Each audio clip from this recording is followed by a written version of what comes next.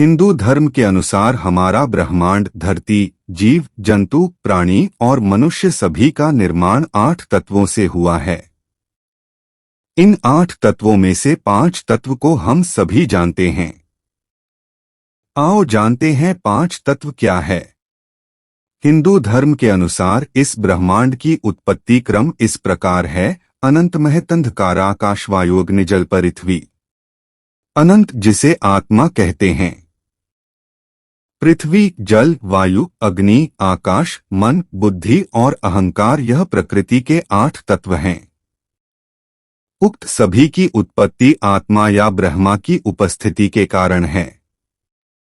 आकाश के पश्चात वायु, वायु के पश्चात अग्नि, अग्नि के पश्चात जल, जल के पश्चात पृथ्वी, पृथ्वी से औषधि, औषधियों से अन्न, अन्न से वीर्य, वीर्य से पुरुष अर्थात शरीर उत्पन्न होता है।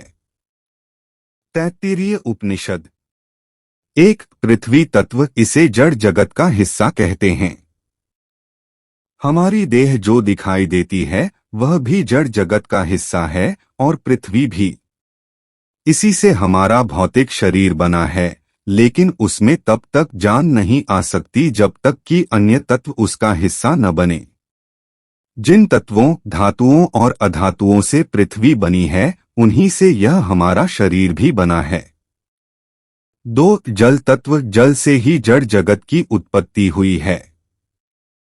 हमारे शरीर में लगभग 70% जल विद्यमान है, उसी तरह जिस तरह की धरती पर जल विद्यमान है। जितने भी तरल तत्व जो शरीर और इस धरती में बह रहे हैं वो सब जल तत्व ही है। चाहे वो पानी हो, खून हो, वसा हो, शरीर में बनने वाले सभी तरह के रस और एंजाइम। 3. अग्नि अथवा अग्नि से जल की उत्पत्ति मानी गई है। हमारे शरीर में अग्नि ऊर्जा के रूप में विद्यमान है। इस अग्नि के कारण ही हमारा शरीर चलायमान है। अग्नि तत्व ऊर्जा, ऊष्मा, शक्ति और ताप का प्रतीक है। हमारे शरीर में जितनी भी गर्माहट है वो सब अग्नि तत्व ही है। यही अग्नि तत्व भोजन को पचाकर शरीर को निरोगी रखता है। ये तत्व ही शरीर को बल और शक्ति वरदान करता है। 4. वायु तत्व, वायु के कारण ही अग्नि की उत्पत्ति मानी गई है। हमारे शरीर में वायु प्राणवायु के रूप में विद्यमान है। शरीर से वायु के बाहर निकल जाने से प्राण भी निकल जाते हैं। जितना भी प्राण है वो सब वायु तत्व है। धरती भी श्वास ले रही है। वायु ही हमारी आयु भी है। जो हम सांस के रूप में हवा, ऑक्सीजन लेते हैं, जिससे हमारा होना निश्चित है, जिससे हमारा जीवन है, वही वायु तत्व है। 5. आकाश तत्व, आकाश एक ऐसा तत्व है जिसमें पृथ्वी, जल, अग्नि और वायु विद्यमान है। यह आकाश ही हमारे भीतर आत्मा का वाहक है। इस तत्व को महसूस करने के लिए साधना की जरूरत होती है। ये आकाश तत्व अभौतिक रूप में मन है।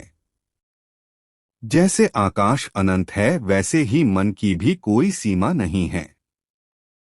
जैसे आकाश में कभी बादल, कभी धूल और कभी बिल्कुल साफ होता है, वैसे ही मन में भी कभी सुख, कभी दुख और कभी तो बिल्कुल शांत रहता है। ये मन आकाश तत्व रूप है जो शरीर में विद्यमान है। इन 5 तत्व से ऊपर एक तत्व है जो आत्मा है, जिसके होने से ही ये तत्व अपना काम करते हैं। इन्हीं 5 तत्वों को सामूहिक रूप से पंचतत्व कहा जाता है। इनमें से शरीर में एक भी न हो तो बाकी चारों भी नहीं रहते हैं। किसी एक का बाहर निकल जाने ही मृत्यु है। आत्मा को प्रकट जगत में होने के लिए इन्हीं 5 तत्वों की आवश्यकता होती है। जो मनुष्य इन 5 तत्वों के महत्व को समझकर इनका सम्मान और इनको पोषित करता है, वह निरोगी रहकर दीर्घजीवी होता है।